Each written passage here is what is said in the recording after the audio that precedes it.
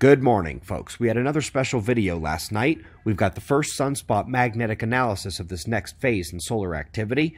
It's the Earth, Sun, and space news on deck as we begin at spaceweathernews.com and find the last day on our star.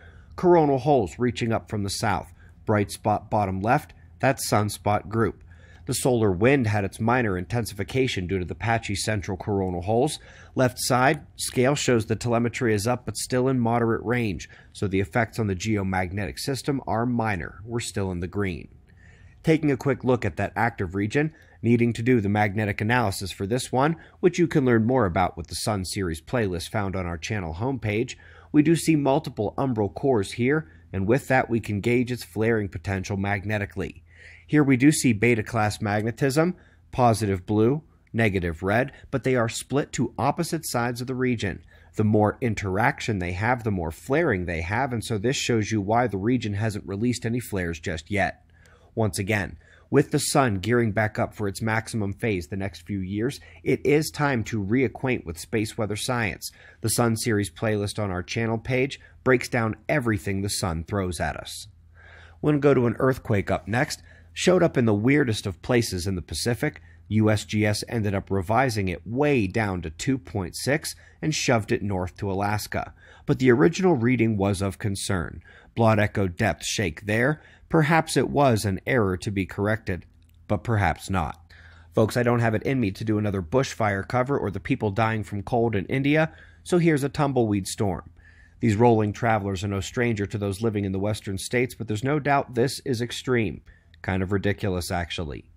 The December 31st drought look is out, posting where the water is needed most, and usually somewhere in the country has exceptional drought, but that's not the case right now. Lots more detail when you click into it. And we are off to space. And folks, while most meteor showers are leftovers from great comets that enter the inner system from the outer reach, some come from those smaller ones still traipsing around the inner system. One such example is the quadrantid meteor shower. It is set to peak here tomorrow. Should be able to get some viewing tonight as well. We are staying close by up next as we get two free-to-read, uber-geek-level solar physics papers from Frontiers. One on plasma filaments, their magnetism, and kink instability plasma physics. The other focusing on a flux rope contained within an active region and its behavior during an X-class solar flare. Those blue and red spots we saw in the sunspot magnetic analysis are the anchor points for these fields and flux rope currents, so when they interact, it's a magnetic explosion of plasma we call a solar flare. Let's get a bit deeper into space up next, and find a couple astrophysicists from Ukraine that slept through the last 2 years of discoveries. It is always an excellent choice to focus on a tourist jet, but in this work, they describe how they believe it may be the self-gravity of the torus that confines it and controls its dynamics. Well, the problem is that the entire subfield of torus jet science has conclusively proven that this is a 100% electromagnetic structure.